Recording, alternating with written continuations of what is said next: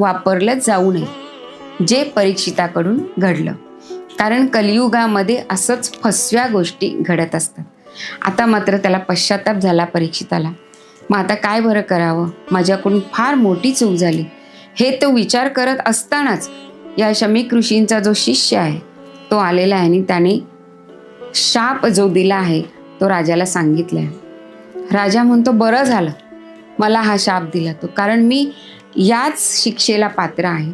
मी जे काही अन्याय केला आहे हा अतिशय चुकीचा केलेला आहे, जे काही कृत्य केलं आहे हे खूप चुकीचं केलेलं आहे, त्यामुळे हा शाप मला मिळाला आहे, हे माझं कर्मच आहे.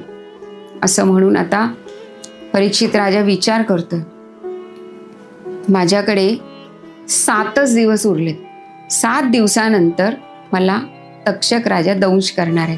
मग त्या 7 दिवसात मी काय बरं करावं, असं कोणतं कर्म करावं की ज्याने मला मुक्ती मिळेल. आणि असा विचार करत करत राजा नदीच्या किनारी आलेला आहे.